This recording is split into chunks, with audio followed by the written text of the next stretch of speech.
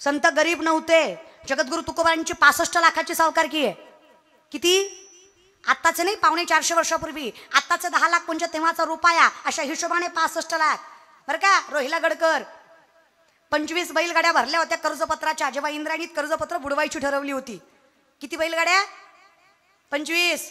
बरं का 2 BHK 25. एका कागदावर 100-200 एकरी जमिनी घाण होत्या. अशा कागदाच्या 25 बैलगाड्या. फक्त तुकोबांच्या वाटणीच्या 2 भाऊ बाकी आहेत, त्यांचं घेतलं नाही तुकोबांनी. कौतुक वाटतं मला माझ्या संप्रदायाचं. अरे तरुण मंडळी, ज्ञानोबा तुकोबा कळल्याशिवाय तुम्हाला माणुसकी कळणार नाही, परमार्थ कळणार नाही, माती कळणार नाही, धर्म कळणार नाही, अरे आईबाप सुद्धा कळणार नाही. अरे मी माणूस आहे याची जाणीव आहे, कारण ज्ञानोबा तुकोबांचं अस्तित्व आहे, ना तर त्याची जाणीव झाली नसते. एवढे उपकार संतांचे आहेत रे आपल्यावर. करा विचार कधीतरी.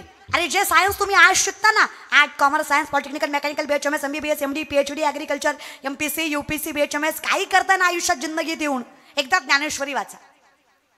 अरे 750 वर्षापूर्वी ज्ञानोबा विज्ञान सांगतात रे. या बल्बचा शोध 100-125 वर्षापूर्वी कुठेतरी पाश्चिमात्य सायंटिस्टनं लावला.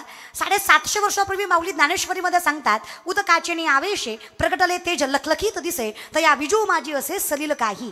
उदक म्हणजे पाणी, आवेश म्हणजे प्रेशर. पाण्याच्या प्रेशरनं वीज निर्मिती होणार. हे 16 वर्षाच्या ज्ञानोबारायांनी 750 वर्षापूर्वी ज्ञानेश्वरीमध्ये सांगितलं. याला विज्ञान म्हणायचं, याला वारकरी संप्रदाय म्हणायचा. चाचूचेनी सांडसे खंडी जपय पाणी राज हंसे, तुझं ज्ञान विज्ञान तैसे वाटून देऊ. आम्ही तुम्हाला सांगू खरं काय आणि खोटं काय. ज्याला कळलं ही संत मंडळी सुखी. सर्व सुखले आलो सर्व.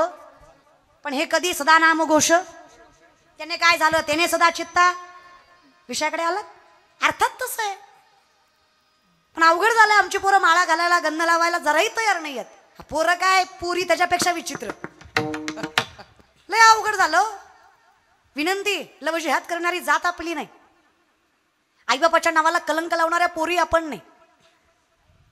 आपण मासाहेब जिजाऊ, अहिल्याबाई होळकर, सावित्रीबाई फुलेंच्या पोरी आहेत.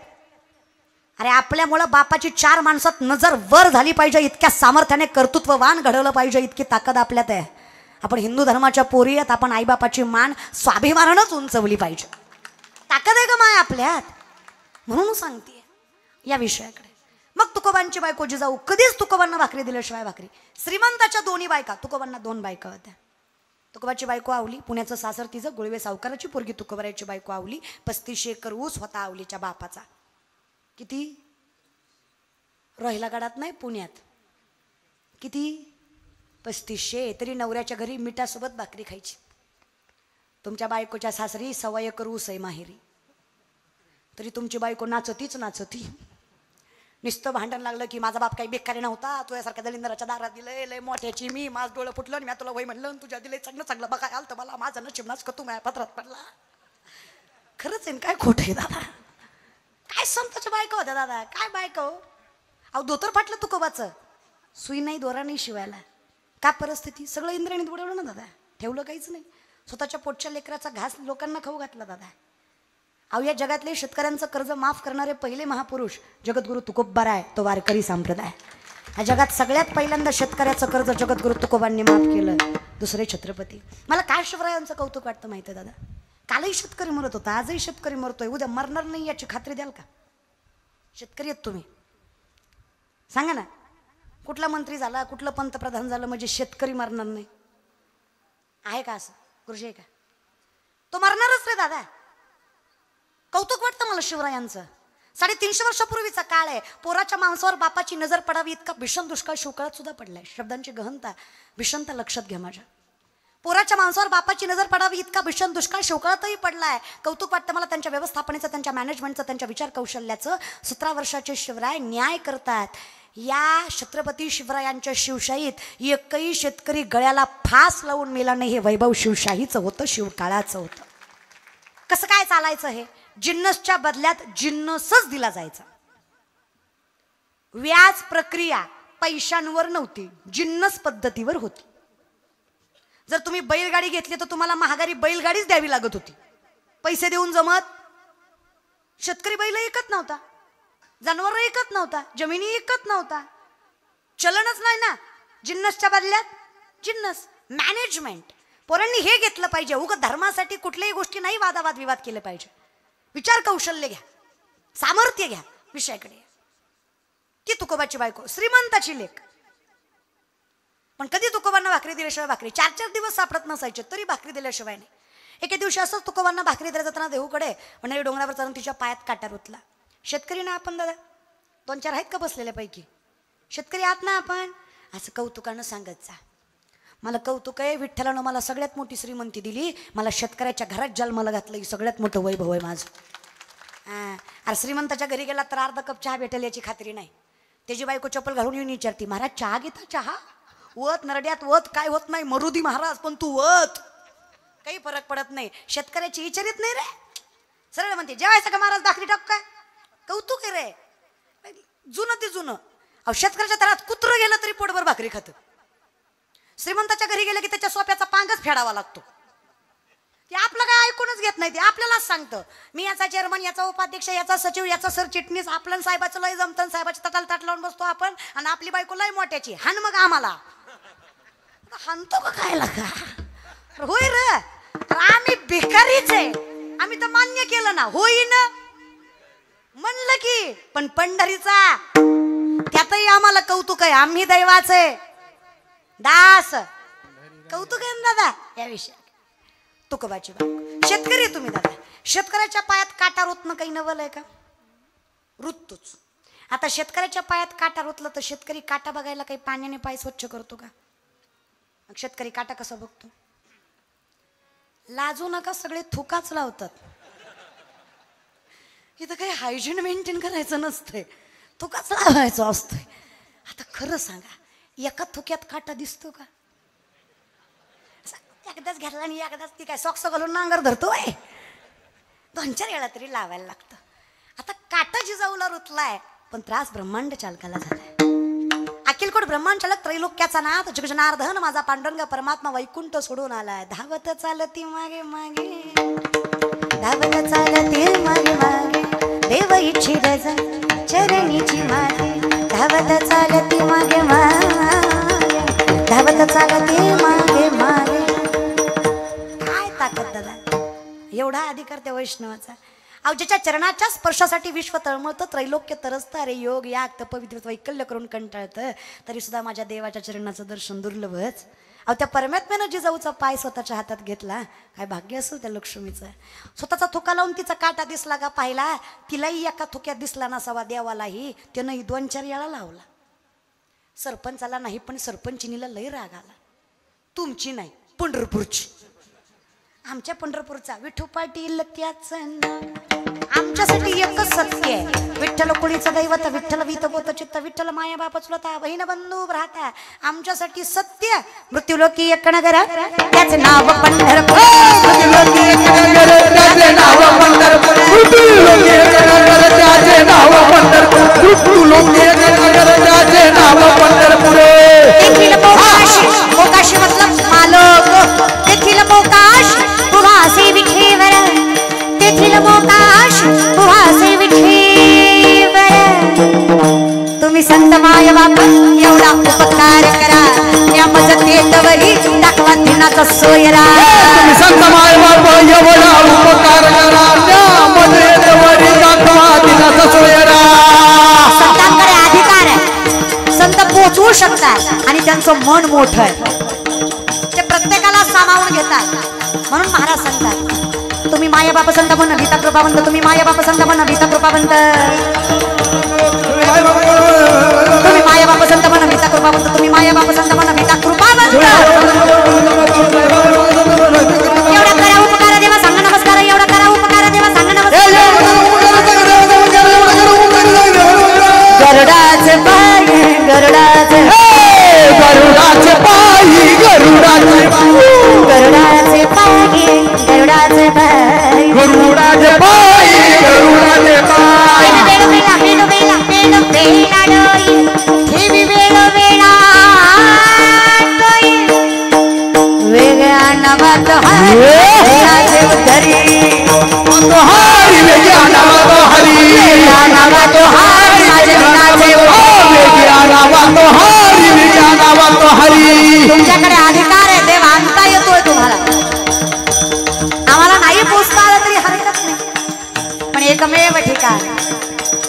ऐसे चंद्रभागा ऐसे भीमा तीर, ऐसे चंद्रभागा ऐसे भीमा तीर, ऐसा विठेवर देव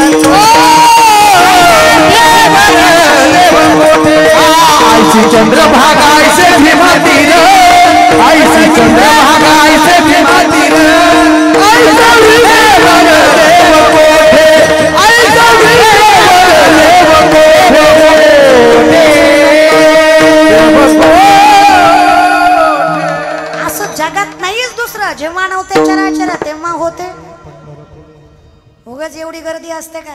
म्हणून आधी रचली पंढरी, आधी रचली पंढरी, आधी रचली पंढरी, आधी रचली पंढरी, मग वैकुंठ मग वैकुंठ मग वैकुंठ नगरी, वैकुंठ मग वैकुंठ वैकुंठ नगरी, आधी रचली पंढरी, आधी रचली पंढरी, मग वैकुंठ नगरी, मग वैकुंठ नगरी, वैकुंठ नगरी, मग वैकुंठ नगरी, आधी रचली पंढरी, पंढरी पंढरी पंढरी पंढरी. म्हणून जसं जमल तसं 28 जून नाहीतर 29 जून काहीतरी एक लक्षात ठेवा. काय नाही प्रस्ताव नाही देऊचा 28ला आणि 29चा आळंदीचं आहे महाराज बरं का. माझं काही नाही महाराज बरं लक्षात ठेवा. फार ताकद आहे रे त्याच्यात. नाचत जाऊ त्याच्या गावारे धैर्य सुख देईल विसावारे, नाचत जाऊ त्याच्या गावारे धैर्य सुख देईल विसावारे. आधे का जाऊ देवाची गावा देवते येईल विसावा, देवा सांगू सुख दुःख देव निवारील माणूस तसा लागतो. म्हणून तर विनंती आहे उठा जागे भारे आता स्मरण करा पंढरी माता, भावे चरणी ठेवी माथा चुकवी व्यथा जन्माच्या. उठा की जमाय बाबू कैसी लागली झोप, पैसे लागली झोप, उसर जाऊन एवढी चुकवा की घेप,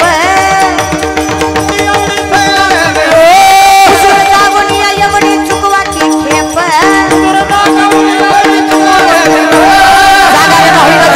तुम्ही जागा रे बाहिर,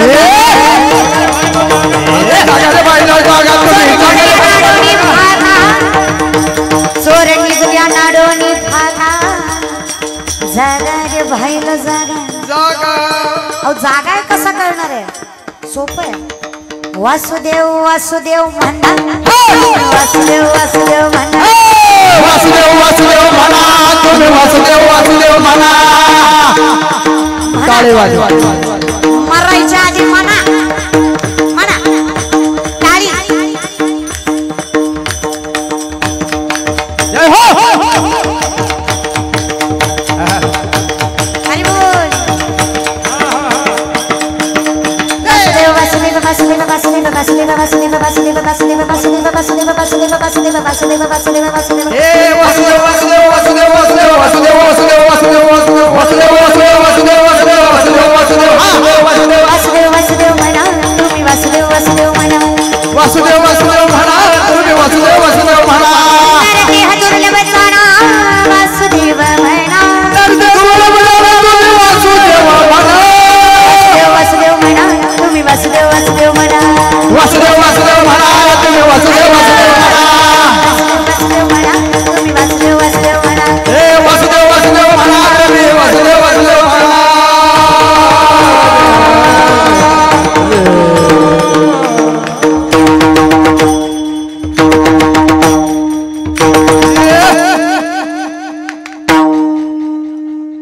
वापक वाजे वासुदेव वासुदेव म्हणा तुम्ही वासुदेव वासुदेव. अहो का म्हणा अमृताहुनी गोड नाम तुझे, इथं स्थिर करायची ताकद तुझ्या नामात आहे. एवढं गोड ज्याला जमलं दादा. अहो काय एवढंच करावं परमार्थात येऊन. भजन कसंही भजनाला काही पाप पुण्य नाहीये. मला सांगा देवाचं नाव बरं मध रागानं खाल्ला गोड लागत नाही का? लागतो का नाही? हाय का गेलात? मध रागानं खाल्ला गोड लागतो का नाही? लागतो का नाही? विष प्रेमानं पिलं मरत नाही का? घरी गेल्यावर ट्राय करा. नग थांबा वाढदिवस उद्या पुन्हा बघू महाराज बरं का. अरे मधाचं काम आहे गोठवा देणं, विषाचं काम आहे मारणं, भगवंताच्या नामाचं काम आहे पुण्य आणि समाधान देणं, ते देतच. विनंती एवढीच आहे, भजनात नशा असावी. विनंती एवढीच आहे, नशेत भजन नसून. आता बाटलीशिवाय याची ढुलकी वाजत नाही ह्याला आराधी म्हणायचं का? गांजाशिवाय याचा झांजा आपटत नाही ह्याला गोंधळी म्हणायचा? हे खरं ना भजन, पण कल्पनेची बाधा असला बाधेचं भजन करू नका. हा देव अंगात येतो येतो, 8-8 दिवस आंघोळ नाही त्याच्या देव अंगात जातो. अहो संचरुनी राही, संतांचंही वर्णन आहेच की. विनंती माझी, बाधा नको. भजन करायचं ना तुम्हाला आवडेल तसं. मायबाप काही त्याला तत्वसत्व नाहीये. नाही तयाविन बुकेला विठ्ठल, येईल तैसा बोल रामकृष्ण. पण रामकृष्ण म्हणा, भलतीकडे नेऊ नका. शेंदरी हेंदरी दैवते नको आहेत, बाधा नको आहे. सत्य तो एकमेव आमच्यासाठी तोच. तू गुरुबंधू पिता, तू आमची इष्ट देवता, तूही सदा रक्षिदा आपदी आमोते. माऊलींचं वर्णन आहे. तूच गुरु आहे, तूच बाप आहे, तूच माय आहे, तूच सर्वस्व आहे. कारण आम्हाला माहित आहे रक्षण तूच करतोय. अर्थात मग आता शेतकऱ्याच्या पायात काटा रुतला, जसा परमात्म्याने जिजाऊचा काढायला थुका लावला. सरपंचाला नाही पण सरपंचिनीला राग आला. जागेवर आले का तुम्ही? तुम्ही जागेवर आले का? कुठल्या सरपंचिनीला राग आला? पंढरपूरच्या. कोण आहे ती? रखमाई. देव सुद्धा बायकोचं ऐकतो. देव सुद्धा बायकोचं ऐकतो. देव सुद्धा बायकोचं ऐकतो. अजून एकदा सांगू का तुम्हाला? कळलं महाराज बरं का? देव सुद्धा ऐकतो रे. बरं मी म्हणतेय का, अख्खा काकडा झाला देव उठे ना. विनवणी केली, राही रखमाबाई तुम्हा ये बुत्यात या, सेजे हलवून जागे करा देवराया. ऐकतो ना, पाय लक्ष्मीचे तिचे यावे ऐकतो. मग रखमाई म्हणली, देवा अख्ख्या जगाला वेड्यात काढाल पण मला कसं काढाल? अहो अर्धांगिणी आहे मी तुमची. कोण आहे मी तुमची? अर्धांगिणी आहे मी तुमची. मला कळतं तुमचं सामर्थ्य. खरं सांगा पांडुरंगा, विश्वातलं सगळं तुम्हाला न सांगता कळतं. अहो भक्ताचं मन न सांगता तुम्हा कळू येते. बरं एवढं तर तुम्हालाही कळतं रोहिला गडकर. खरं सांगा बरं, विठ्ठलाला काटा काढायला थुका लावायची गरज आहे का? मग का हो असं वागताय परमात्म्या? काय वाटतं रखमा तुम्हाला? काटा रुतवणाराही मीच आहे आणि काटा काढणाराही मीच आहे. माझ्या तुकोबाची अर्धांगिनी हिचा अधिकार संतांपेक्षा कमी नाही. हिच्या पायाची धूळ माझ्या मुखाला लागावी म्हणून एवढा अट्टहास केला, नाही तर काय गरज आहे सांग बरं मला? अहो जिजाऊचा काटा पांडुरंग परमात्म्याने काढला. तुमचा आमचा काटा लोकांनीच काढला. आपल्याला देवापर्यंत गारणं गेलंच नाही महाराज. मग हे जिथे घडलंय, ज्याच्यामुळे घडलंय, ही परंपरा पेलवायची ताकद ज्याने दिली आहे, नामदेवराय सांगतात, देवा विचार कर तुम्ही कधी कधी यातलं प्रत्येक व्यक्तिमत्व किती सामर्थ्यवंत असणार आहे. कारण हे असंच नाही ना घडणार. तसेची वाट न पाहता, वैसेची गावा न येता, बाळपणीच सर्वज्ञता वरी तयात आहे. बाळपणीच भगवंतानं सर्वज्ञानं वरावं हा अधिकार कुठून तरी आला, हा जिथून आला. आता वारकरी संप्रदायाचा विचार केला, आदिनाथ गुरु मच्छिंद्र तयाचा, मच्छिंद्राने बोध, गोरक्षवळेला गहिनी प्रसादे, ज्ञानदेवा सार, ज्ञानदेवी रचला पाया उभारिले देवालया. नाथ संप्रदायापासून चालत आलेला हा वारकरी संप्रदाय. म्हणून तर ज्ञानोबरायांची संजीवन समाधी ही मी तुम्हाला सायंटिफिकली प्रूफ करून सांगू शकते की 750 वर्ष झाले माझ्या माऊलींना समाधी घेऊन, पण आजही माझ्या ज्ञानोबराय जिवंत हे मी तुम्हाला सिद्ध करून दाखवू शकते. हे वर्णन नाथ संप्रदायामध्ये आलं कुंडलिनी शक्तीचं.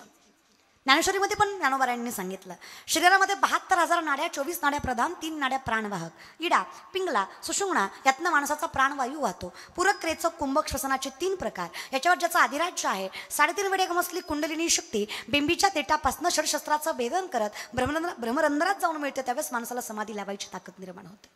आणि जो व्यक्ती समाधी लावतो, जो व्यक्ती योगी असतो, माऊलीच वर्णन करतात बघा, योगी तोही करीती परी कर्मे तेरी न बंदी जती, जे सांडिली आहे संगती अहम भावाची. अहंकाराचा वारा, जिथं अहम ही भावनाच नाहीये, मी हे अस्तित्वच नाहीये, माझ्यामुळं हे कारणच नाहीये, ही संत मंडळी, तिथे बाधा नाहीये, कल्पना नाहीये. कारण ही कल्पना आहे की हे माझ्यामुळं आहे. तुम्हीच सांगा, जर आपलं असतं तर संघ आलं असतं की नाही? एवढं साधं तर तुम्हालाही कळतं. मग हे जे काही आहे तुका म्हणे मज बोलविता देव आपुलिया पळे नाही मी बोलत सखा कृपावंत वाचा त्याची साळुंकी मंजुळ बोलत सेवानी कविता धनी मी नाहीच आहे मी आहे का अहो नाव माझं आहे मीरा आपकी कृपा से सब काम हो रहा करते हो तुम कन्हैया करते हो तुम कन्हैया मेरा नाम हो रहा मेरा आपकी कृपा से सब काम हो रहा मी नाही आहे मग कोण आहे विचारलं कुणीतरी अहो शेतकऱ्याच्या कुटुंबातलं पण लय मोठं झालं आज माणसं माग पुढं फिरत्यात कसं काय पतवार के बिना ही मेरी नाव चल रही है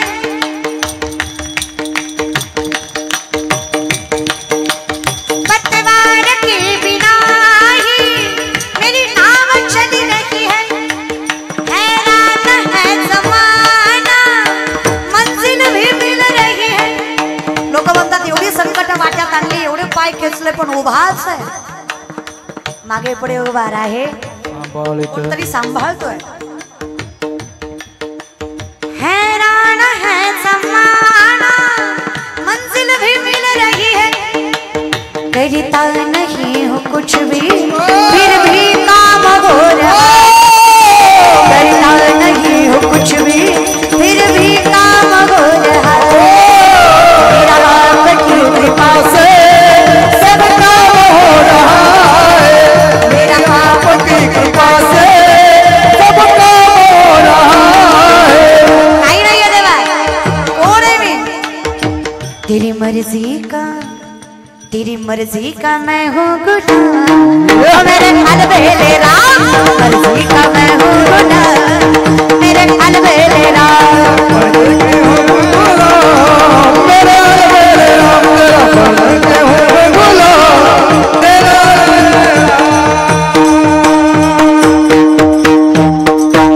तेरी मर्जी का मैं हूँ गुलाम मेरे अलबेले राम जो चाहे करा ले का जसं वाटेल तुला तसं फक्त तू करतोयस हे ज्ञात असावं हे ज्याला ज्ञात आहे नामदेवरायांना कळतंय कारण निष्ठावंत नामदेवराय जगाच्या मालकिनीला सुद्धा जगाचं स्वरूप दाखवायला मदत करतात लाजले गे माया तकवणा वाडू आता कवणा वाडू जिकडे पावे तिकडे चतुर्भुज गोपाळू मग कोणी दाखवला विठ्ठल वैजयंती माळकळा श्री वत्सलांचन